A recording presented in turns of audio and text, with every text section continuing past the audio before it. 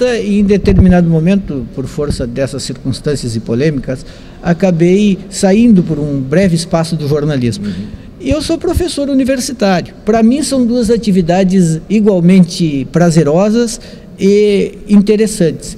Eu poderia ser só professor universitário, porque é uma atividade bastante estável, interessante, que me dá prazer e que me dá uma condição de vida bem razoável. Mas eu gosto muito de jornalismo, aos poucos os espaços foram se reabrindo e eu hoje estou dividido entre o jornalismo e a vida universitária. Eu tenho tantas atividades de professor quanto as atividades de jornalismo. Foram aparecendo até algumas que eu nem imaginava ter. Por exemplo, apresentador de programa de rádio. Na Rádio Guaíba foi uma coisa que eu nunca imaginei, nunca postulei, até por não ter voz. Multimídia. Hoje eu sou multimídia. Tenho programa de televisão na UniTV, tenho programa de rádio na Rádio Guaíba, tenho coluna de jornal, tenho blog.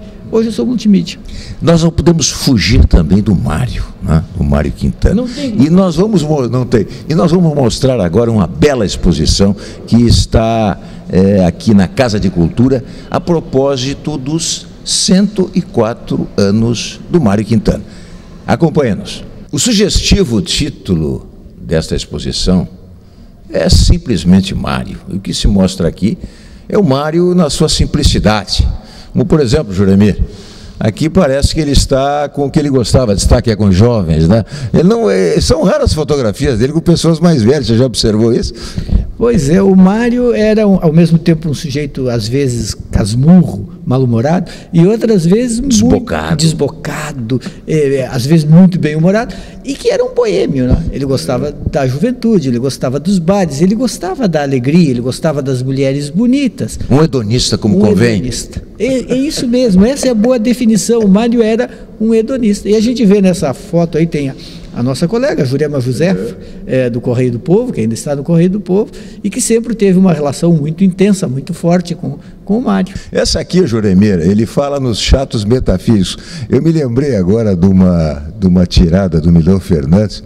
Ele dizia o seguinte, que ele definiu os clássicos. O que era um clássico? Um clássico é alguém que não se limitou a chatear só os contemporâneos. Quer dizer, não vamos chamar jamais o Mário de clássico, né? Porque ele deslumbrou os seus contemporâneos e continua até hoje, né? E aqui está interessante o texto, a câmera mostra ali, ó. Alguém quis falar sério com ele, né? Acho que o céu deve ser muito chato, porque lá tem chatos de todos os séculos.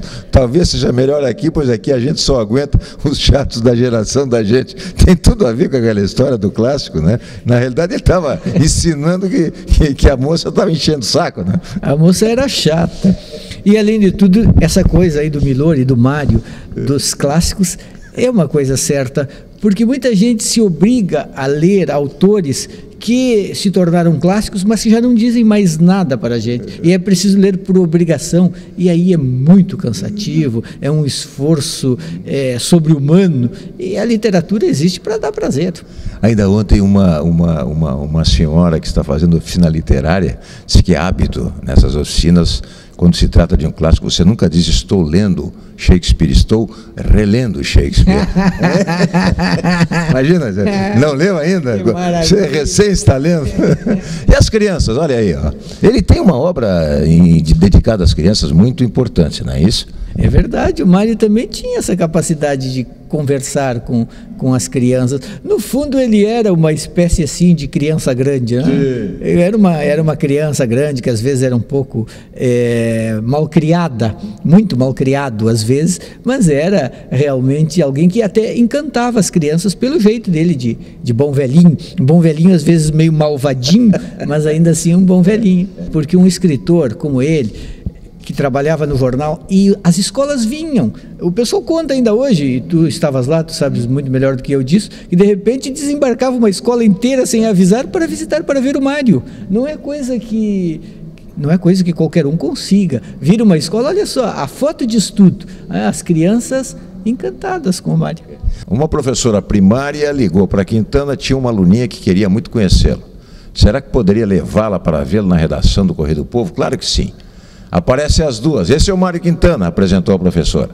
Feitos os cumprimentos, a menina ficou quieta, olhando para o poeta, que soltava a baforada de cigarro para o alto, fazia algum comentário bobo, às vezes, parecendo que saía do ar e for embora. Algumas horas depois, liga a professora com uma história que Mário gostava de contar às gargalhadas. Quer saber o que a menina disse a seu respeito? Ele é bonito, mas parece meio pateta. É verdade. Ele falava pouco. E de vez em quando ele soltava alguma coisa espetacular. Eu me lembro que uma vez eu fui com a Dulce entrevistá-lo lá na André Poente, ele já estava velhinho, ele estava de cama, e lá pelas tantas ele dizia umas coisas assim: mas eu sou monarquista, eu vou ser monarquista até o fim. E ele disse: por quê, Mário? É que teve uma história daquele plebiscito de confirmação da monarquia. Da monarquia. E ele se declarava monarquista. Ele se declarava monarquista porque, na verdade, ele era anarquista. Era uma ironia. Era uma ironia, porque ele foi o rei da ironia. Sem dúvida. Ele foi o grande irônico. Ele tinha uma ironia assim que só os grandes têm, um Voltaire. Ele realmente fazia a ironia, aquela que tem uma pitadinha sutil, uma pitadinha de maldade e que faz rir. A grande ironia tem essa coisa, mesmo aquele que é fustigado pela ironia é obrigado a reconhecer a inteligência de quem a praticou e não pode ficar bravo.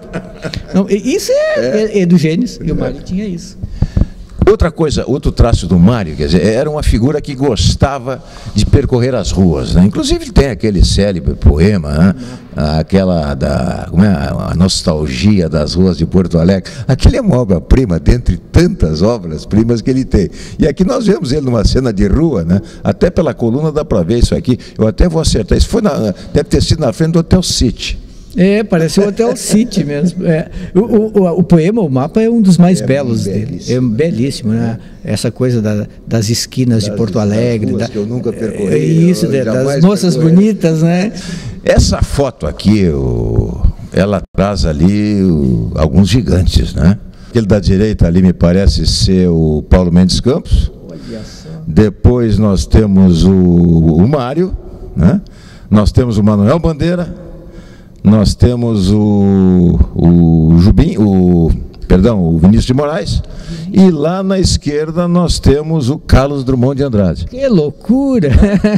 Mas isso aí é a seleção brasileira de 70. Verdade. Isso aí é Tostão, Pelé, Gerson. São daquelas fotos que o fotógrafo jamais conseguiria reconstituir, salvo por cópia. O fotógrafo não tem ideia do que ele plasmou naquele momento.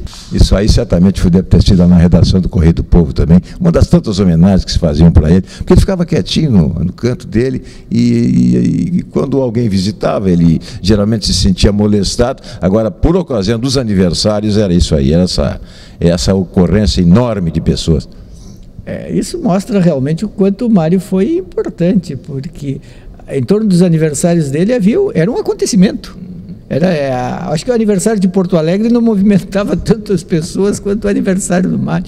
E aqui nós chegamos numa das suas musas, né? Porque o Mário não era homem de uma musa só, né? Agora, acho que eram platônicas essas relações, né? Certamente. Com a Bruna Lombardi, que era linda, maravilhosa, uma loira esplêndida. Aqui ele fala ali no texto, né? Ele foi a Bagé, né? E foi junto com ela, né? Numa caravana literária e tal, ela foi junto. E lá houve uma ocorrência enorme, né? E depois ele disse que apareceu pouca gente. Aí ele resolveu dizer que, olha que desilusão, fiz um baita sucesso da outra vez, mas é porque eu estava contigo. Claro, ia todo mundo atrás da Bruna. As musas dele, as duas mais conhecidas são a Bruna Lombardi e a Dulce Helfer, a fotógrafa. Eu acho que até que elas se tornaram rivais, porque o coração do Mário era disputado pelas duas. Batia forte e não tinha direção. De novo com as crianças, certamente, lá, Pé de Pilão, é o livro dele. Ele tem, como nós comentamos aí, uma obra dirigida às crianças muito importante, porque ele era, né, como é vocês passarão e eu passarinho, né? Esses que estão atravancando meu caminho, eles passarão e eu passarinho. Mário conhecia as ruas de Porto Alegre, conhecia a cidade de Porto Alegre como alguém realmente que tateou esse corpo aí de Porto Alegre durante muitos anos. Ele que era um alegretense, mas que não tinha grandes simpatias pela cidade dele. Ele chegou a dizer uma vez, né, causando